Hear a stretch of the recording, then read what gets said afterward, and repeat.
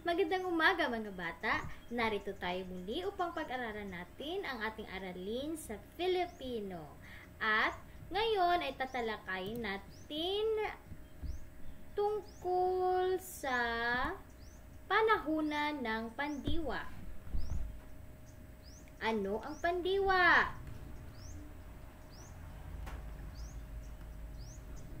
Alam niyo ba kung ano ang pandiwa? Ito ay ang tawag sa mga salitang nagsasaad ng kilos o galaw. Ito ay binubuo ng salitang ugat at panlapi. Halimbawa, magsalita, umalis, kumain, tumayo, basahin, damitan. Iyon ay ang mga halimbawa ng pandiwa. Ngayon ay dadako tayo sa panahunan ng pandiwa.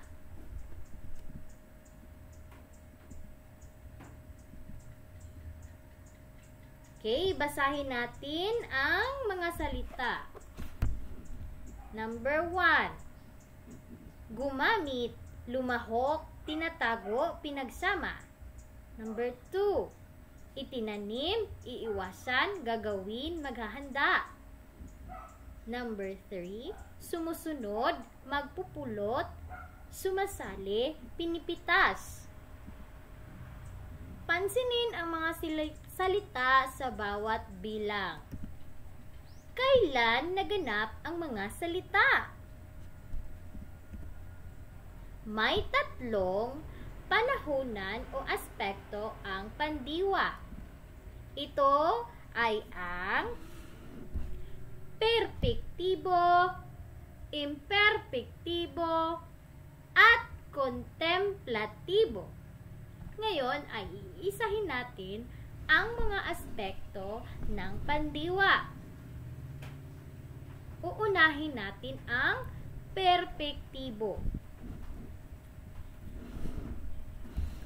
Mga pandiwang natapos, nagawa, o nangyari na. Halimbawa, iniingatan, pinangalagaan. Ang mga pandiwa sa halimbawa ay natapos, nagawa, o nangyari na. Iyan ang ibig sabihin ng perpektibo. Natapos na ang nagawa. Pangalawa, imperpektibo. Ito ay ang mga pandiwang ginagawa palagi o nangyayari sa kasalukuyan. Halimbawa, iniisip, naglalagay. Ang mga halimbawang pandiwa ay kasulukuyang nangyayari. Pangatlo, kontemplatibo. Ito ay ang mga pandiwang gagawin o mangyayari pa lamang. Halimbawa, ipangangako, pipilitin. Ang mga halimbawang pandiwa ay mangyayari pa lamang in the future.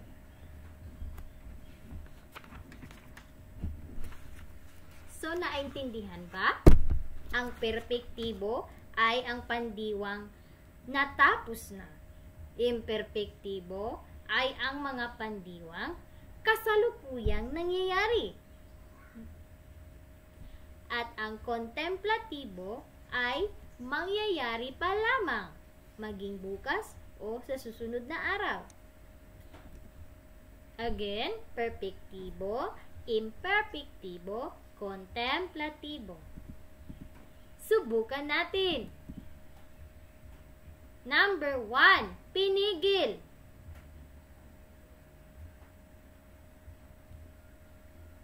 A. Perpektibo, B. Imperpektibo. Number 2. Minamahal. A. Perpektibo, B. Imperpektibo. Number 3. Sasagipin. A. Imperpektibo, B. Kontemplatibo. Number 4. Nakikiisa. A. Imperpektibo, B. Kontemplatibo. Number 5. Magtatapon. A. Imperpektibo, B. Kontemplatibo. Sasagutan ninyo ito sa loob ng 1 minuto. Bibilangan ko kayo.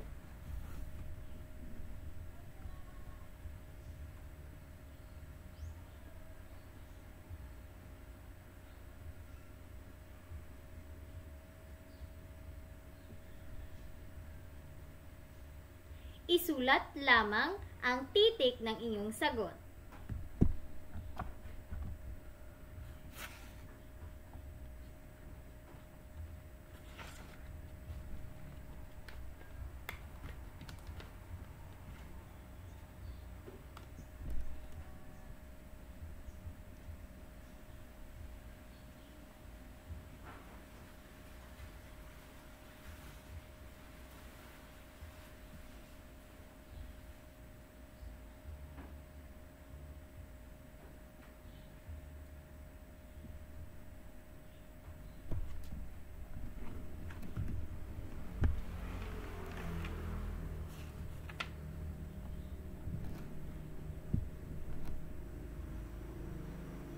Okay, batid ko'y ito ay iyon nang naintindihan.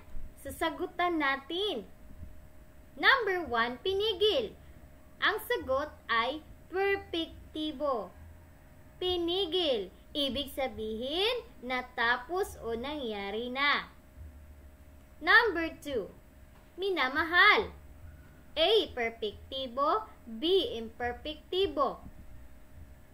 Ang sagot ay letrang B, imperpektibo.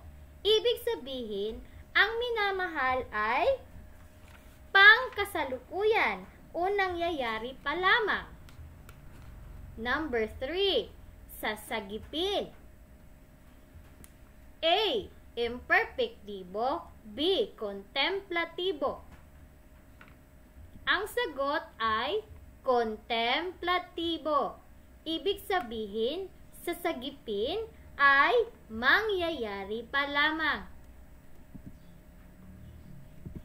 Number 4, nakikiisa. A. Imperpektibo, B. Kontemplatibo. Ang sagot ay imperpektibo. Ibig sabihin, ang salitang nakikiisa ay kasalukuyang nangyayari.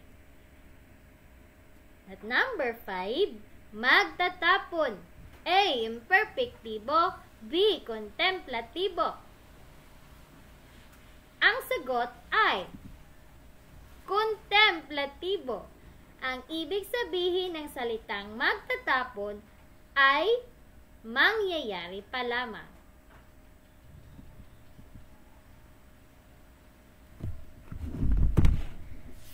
Okay, batid ko inyo nang naintindihan ang ating aralin ngayong umaga. Ito ay ang panahunan ng pandiwa.